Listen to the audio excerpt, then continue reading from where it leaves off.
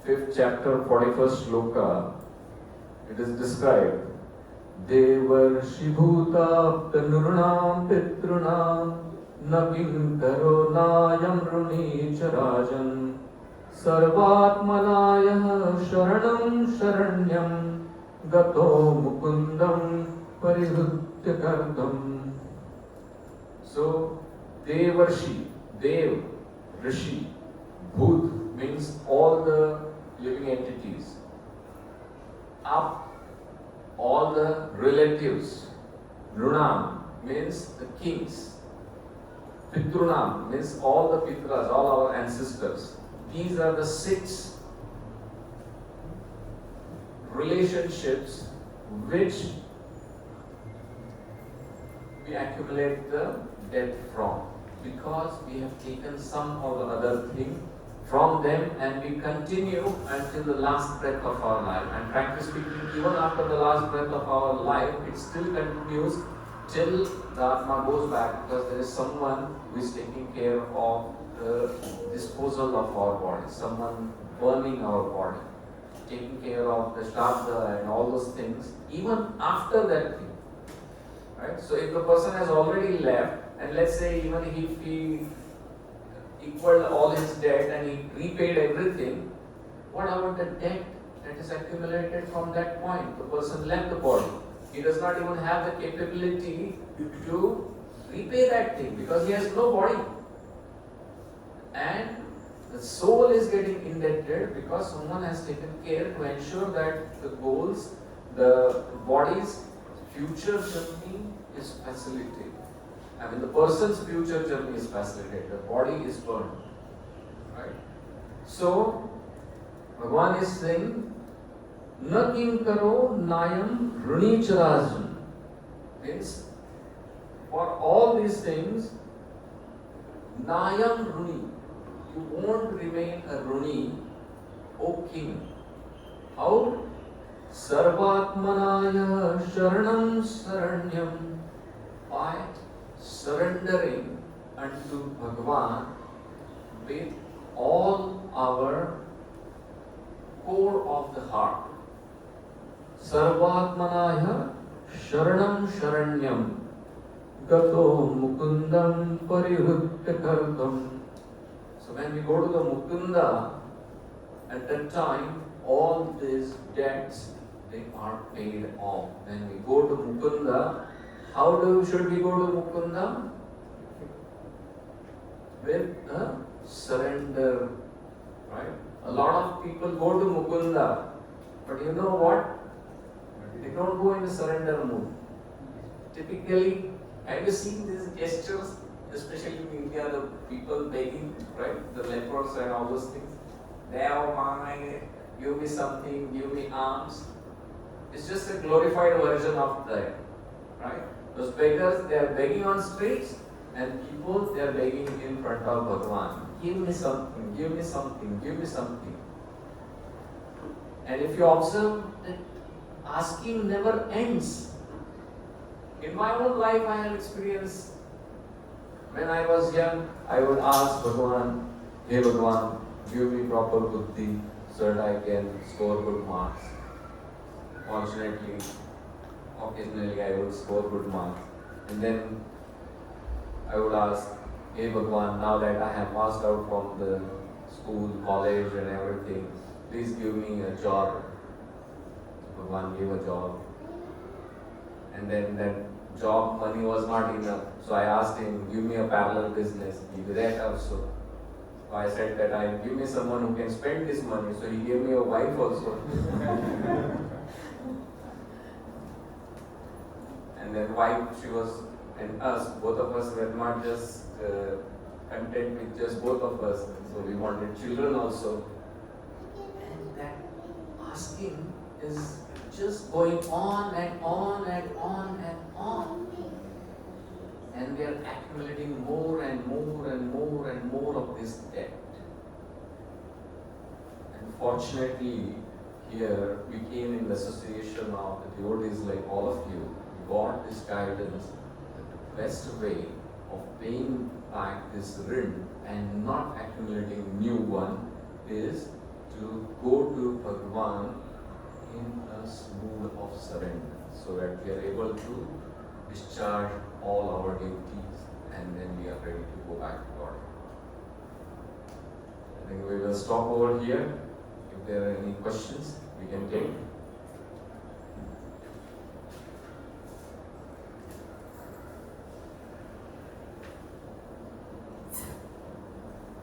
Can I have one? Yes, please. I don't know how this we Hinduism has so many philosophies, and then you know it's okay. In Amavasya they do all the Tatsalam and everything. Yeah. So how does it help? Does it any help based on God? So as we understand here, let me get whether I have understood your question well. You're saying on the Amavasya, Sarvapitri Amavasya, people do the Tarpana. How does it help? That's what your question is, Does right? it help to reduce the karma? I mean our debt. Yeah. And that's Right. That's what I think Mahabharata is stated. I think when the sage went on one of his journeys, then the ancestors would say, please give me a child. Give us a child so that he can do Tarpana and release the seeds. Yeah. In fact, I'm glad you asked this thing. One of the aspects, very, very important aspects of our culture of seeking why generally the male child does the Tarpana. Right? This was the question that came across. And in this chaos about all this equality of gender and all those things, a lot of times we forget the scientific and the spiritual aspects of these several things. So, you know what is the meaning of a putra? Putra. Let me give you a hint. You know what is a Kshatriya? Kshata trayate iti Kshatriya. Kshata means harm. Trayate means protects. Iti Kshatriya. So putra.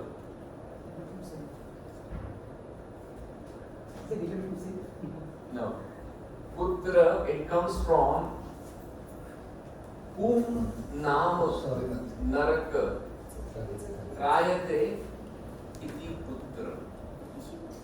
So there is now in our Puranas there is a description of several types of narakas. Gaurav Narak, Poom Narak, several naraks are there. So this Poom Narak is the narak where those ancestors who do not receive the tarpana, the water and the pinda, they are captivated over there. And the only way to retrieve them from this is when the successors of such people, they offer the pinda and the tarpana to their. Okay? So, in our culture, it is very, very important that all these activities are done properly. Now, I just now mentioned that if you are following the devotional service properly, technically, I am again saying technically we are not obligated. But we all know in our hearts what is the level of our purification. Right? We have so many desires, we have so many impurities in us that a completely becoming obligation free is impossible for us. And that is the reason we need to ensure that we follow these traditions which are mentioned for protection of our land. A lot of people, they make a lot of fun out of these things, that you are not feeding the people here on the earth and you are feeding the ancestors in the heaven and all those things you don't even need and all those things. first thing, we must be feeding everybody on the earth. There is absolutely no doubt. In our culture, each and every person, each and every animal was being fed before any grahastha would have their own needs. Right? So it is extremely important that we follow these traditions in terms of offering the tarpanam and all those things. And I hope most of us know that that activity goes actually for the 15 days of the whole Pitru Paksha. So on the tithi of the immediate predecessor who has left for the heavenly abode, on that day generally you do the Shraddha and Tarpana. But for those ancestors whom you may not know, you may not remember, and they haven't been for some reasons been given these things, on the day of the Sarvapitri Amavasya, all of them are offered this Tarpanam and Atmashanti. Is that clear? Yes, very good. Give the mic. Hare Krishna.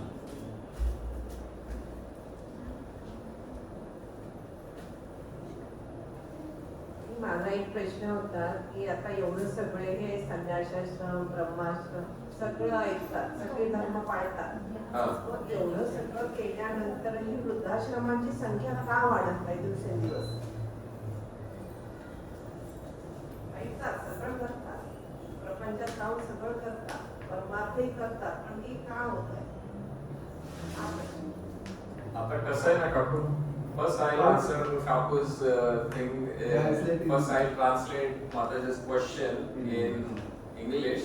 I'll answer her answer in Marathi first, and then I'll translate my answer to English as well. So Mataji's question is that we are following this Brahmacharya ashram, Grihastha ashram, and Vanaprastha, Sannyas, all these ashrams and all these things. We are doing all these things. In spite of that, why the quantity or the number of vruddhashrams are increasing in our society? So, let me answer Kaku in first our vernacular language Marathi, and then I will translate my answer to English as well. Kaku, हे धर्म पाळणारे लोक खूप कमी राहिले जातात. म्हणजे ब्रह्मचार्य आश्रम, गृहस्थाश्रम, वानप्रस्थ आणि संन्यास हे पाळणारे लोकच खूप कमी राहिलेले आहेत. त्यामुळे आपली जी सगळी संस्था होती, आपली जे सगळी काय म्हणतात त्याला व्यवस्था होती, की त्याच्यामुळे प्रत्येक व्यक्तीला काही ना काहीतरी प्रोटेक्शन अवेलेबल होतं. ती आता प्रक्रिया, ती सगळी व्यवस्थाच मोडकळीला आलेली आहे. त्याच्यामुळे आज कधी कधी म्हणजे चांगली इच्छा असून, म्हणजे मुलांच्या मनामध्ये चांगली इच्छा असून देखील त्यांना व्यावसायिक त्यांच्या अपरिहार्यतेमुळे ते आई वडिलांच्या सोबत राहू शकत नाही.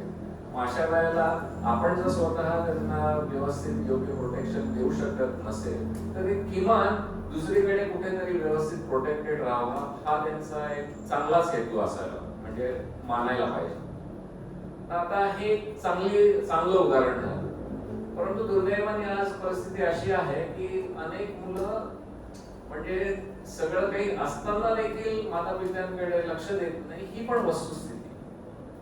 आणि त्याची संख्या दुर्दैवाने जास्त झपाट्याने वाढते, त्याच्यामुळे ते वृद्धाश्रम जास्त वाढते. पण ह्या दोन्ही प्रकारचे जे वृद्ध आहेत ते ज्या वृद्धाश्रमामध्ये राहतात त्यांची जी मानसिकता आहे ती खूप वेगळी असणार. म्हणजे मुलाची विवशता आहे म्हणून तो आपल्याला सोबत ठेवू शकत नाही, परंतु त्यांनी आपली तिथे चांगली व्यवस्था करून दिली आहे अशा भावनेमध्ये तरी ते प्रोटेक्टेडच आहे. पण ज्या वेळेला मुलगा काळजी घेत नाही म्हणून मला राहावं लागतं किंवा माझं सुनेबरोबर पटत नाही म्हणून मला राहावं लागतं, अशी जेव्हा परिस्थिती येते त्यावेळेला त्यांचं साहजिकच मनाचं खच्चीकरण झालेलं असतं आणि ते केवळ दिवस काढायचे ढकलायचे म्हणून तिथे राहतात. Does that answer your question? So I'll translate this thing to English. Mataji, I'll repeat the question. She was asking, in spite of following all this dharma and all those things, why is the number of people in the Vruddhashram? Vruddhashram is basically elderly homes. Why is it increasing? So the answer to this is, first thing, the number of people who are following these 4 ashramas, they are not there. Not enough people are there who understand what is Brahmacharya ashram, what is Grihasthashram, what is Vanaprasthashram, what is Sannyas ashram. And that is the reason there are certain segments of society which are becoming unprotected. And this is not only true only for the elderly. This is equally true for small children. The number of Anath ashrams is also growing crazily. The number of young women houses is also increasing very, very drastically. Hence, you won't believe in very nearby vicinity of the holy places itself, there is so much of atrocities on young women and women in general that they also need protection. So, this need, first of all, some of the constituents of the society becoming unprotected is because people don't follow our varna and ashram. Second aspect is, even those who follow this varna and ashram, sometimes the people are helpless. Like for example, children are working in a different country and they cannot take their parents with them, right? Especially in countries like US and these places, where parents can live with the children for a maximum of 6 months, because US government does not allow more than 6 months visa, right, to the parents. So at such times, the children, out of helplessness, they are at least ensuring that their parents are well protected in Vruddhashram, they are taken care of. Within that also, what is important is to ensure that we give a proper satsang to them. So probably a vicinity to a temple, or if a Vruddhashram which is being run by a temple and such kinds of places where they have this spiritual guidance available to them, it will be a better option. But quite often than not, just because of the unruly behavior of the younger guys, the parents are landing in the Vruddhashram, which is an extremely sorry state of today's times. So we need to ensure that we give these sanskars to our budding next generations so that they understand the importance of all these things.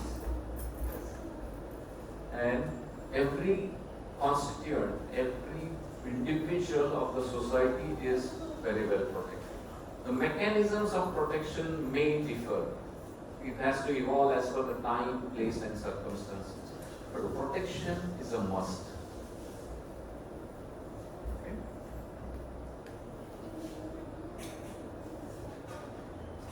काकू फार गहन प्रश्न विचारला.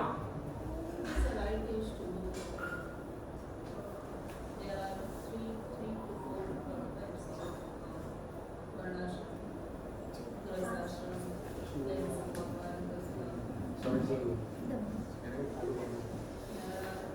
grihasthashram and vanaprasthashram. So what is the right age or what is the right time to go for change ashram?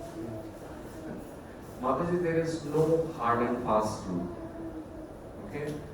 What Acharyas has given is a very, very indicative rough guidance based on averages.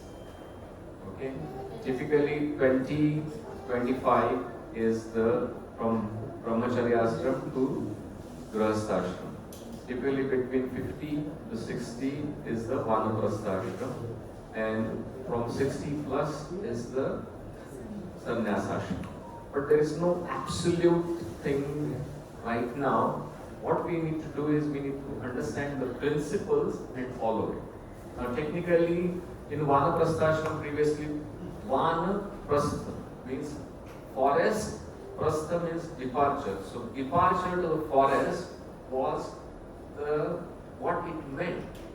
So people would literally leave the houses and go to the forest. Now if you go to the forest, the people from the forest protection force will come to evict you from there. Right? There are no forests left. Right? So I always emphasize on this fact of our traditions must evolve as per the time, place and circumstances.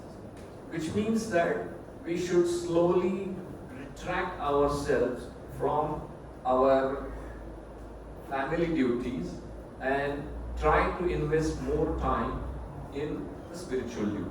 The principle is very simple. So for example, let's say right now in a Grihastha we are spending 10 hours every day on our family duties, profession and whatever. 2 hours on our sadhana, 2 hours on our nitya karma and all those stuff. And probably some 1 or 2 hours of entertainment, 6 to 8 hours of sleep. Right? These proportions must change in the ashram. So for example, someone may be still living in the thick and thin of the family, but if that person changes the time proportionately to spend, for example, proportions become reverse. Instead of spending 8-10 hours on your profession or grihastha dharma, you start spending, let's say, 6 to 8 hours on your sadhana, on your reading, on your prachar and all those things. You have changed the ashram without leaving the place. Right? So, the principle is important, the specifics may be contextual.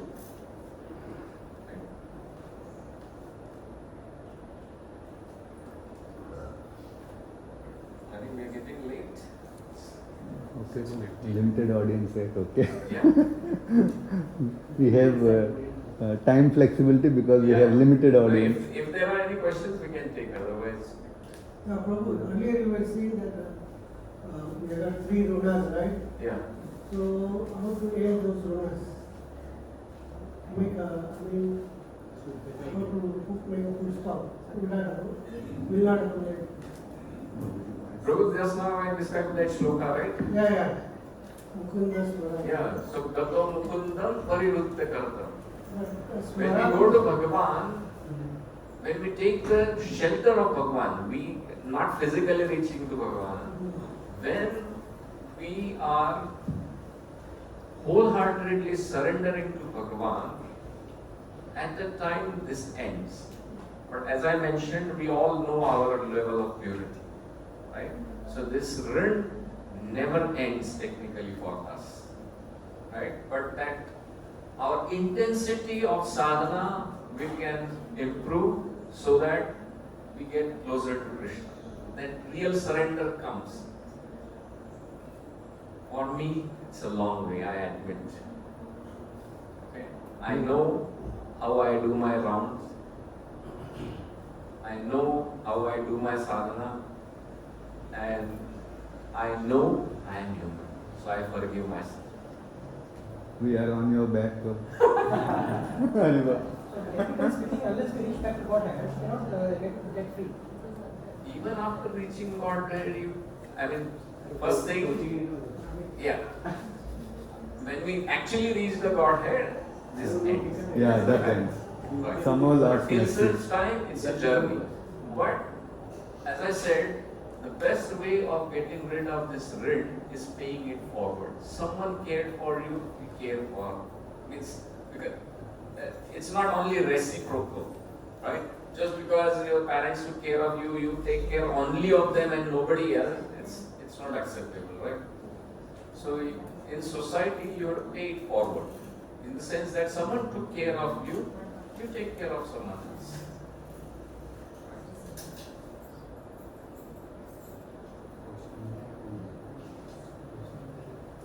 Oh, I have a question. Yes, please. So we were discussing all the way from verse 36 to 42 just now, right? Does the onus of unwanted progeny only fall on women? Absolutely not. Absolutely not. But in the If you observe, sequence no, that no, you were no. saying, If you observe, can we go to that verse? If you observe the verses very well, the onus on unwanted progeny is not on women. The onus of the unwanted progeny is the society which is making the women unprotected. So the onus is on the society. I'm really glad you asked this question, and first thing I love when youngsters ask the questions. They have very different perspectives and they have very challenging questions. So I'm really glad that you brought up this question. And a very challenging question. Can you read that meaning once again? which verse? Srishu Dushta Suvarshneya Jayate Varna Sankara. That whole shloka you recite and whole meaning also you read. I've pulled up 37. Let me go back. Okay. You can read from whichever context you got that impression. I can explain.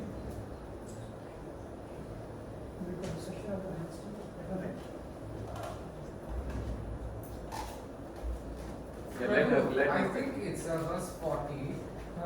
When it says, Srishu Dushta Varshneya Jayate Varna Sankara, Yeah. which is degradation of women comes unwanted progeny. Yeah, before that, one shloka before that. With the destruction of the dynasty, the Yeah. human family tradition is vanquished because the rest of the family becomes involved in relation.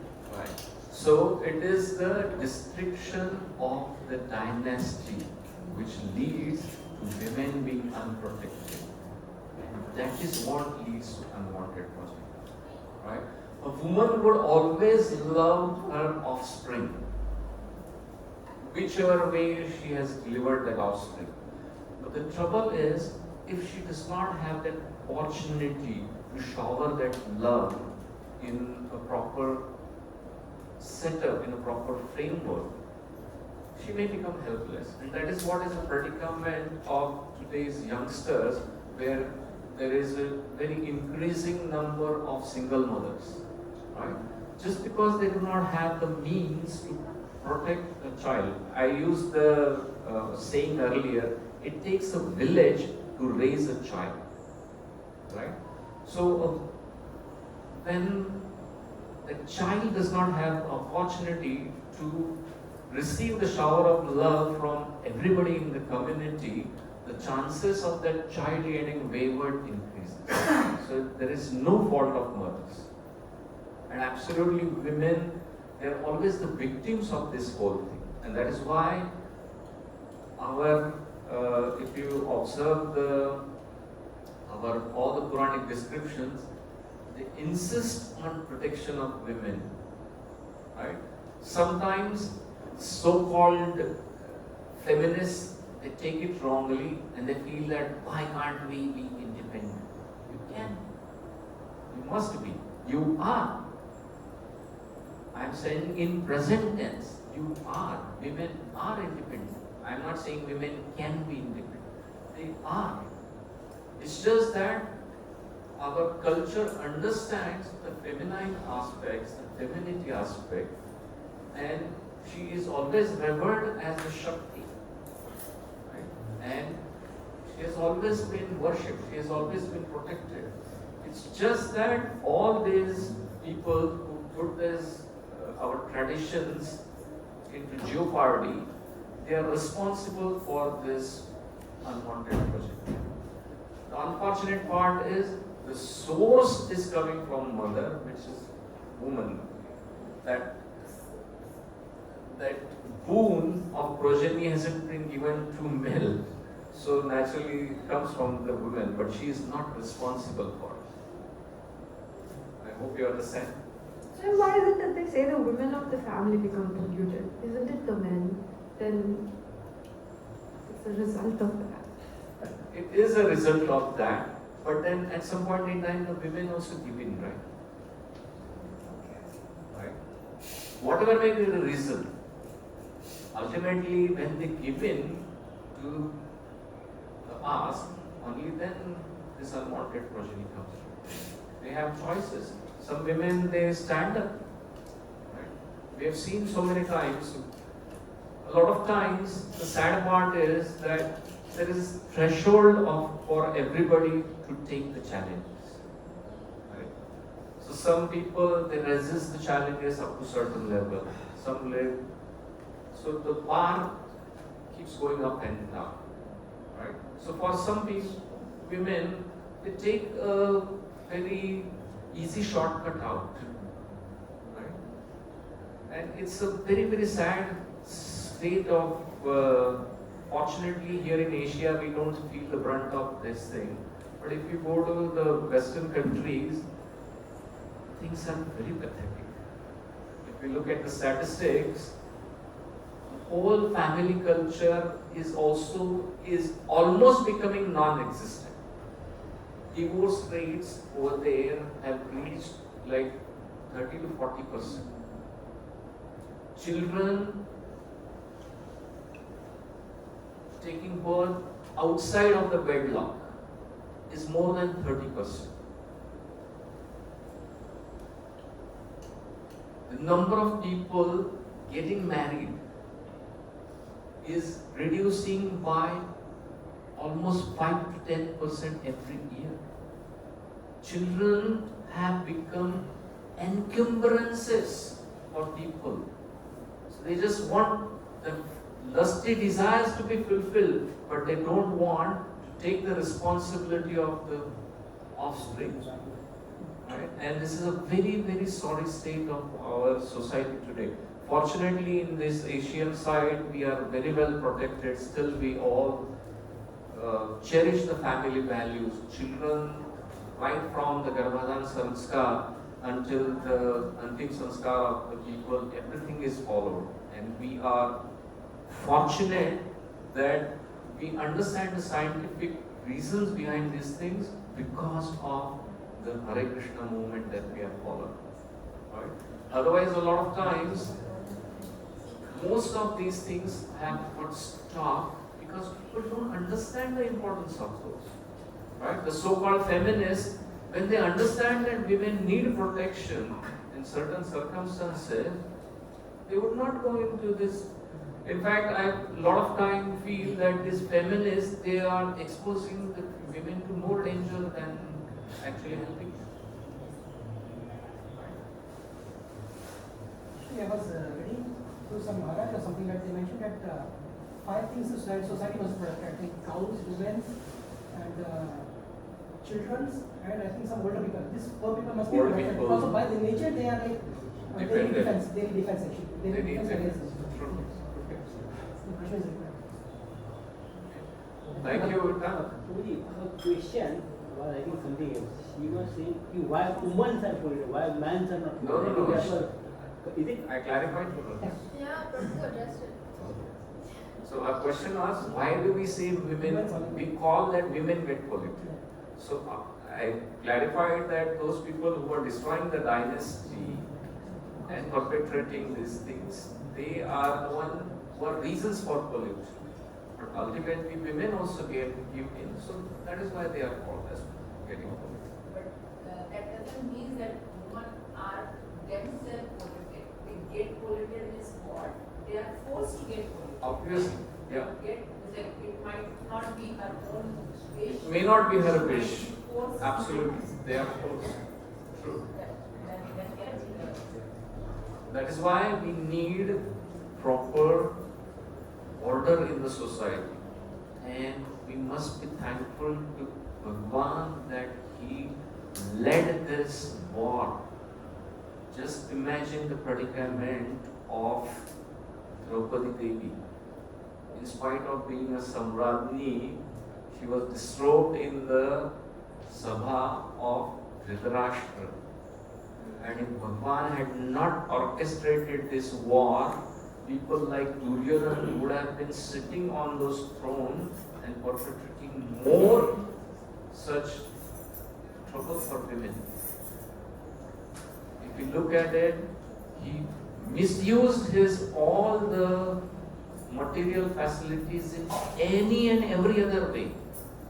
First thing, he bought Karna, literally bought, and I am not even exaggerating. He bought Karna, and he bought him out of money, not even from his pocket.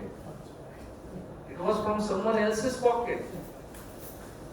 Paid to Karna. He gave him a kingdom, and Karna felt so indebted that he lost his consciousness that I need to protect my friend, whether he's doing right or wrong.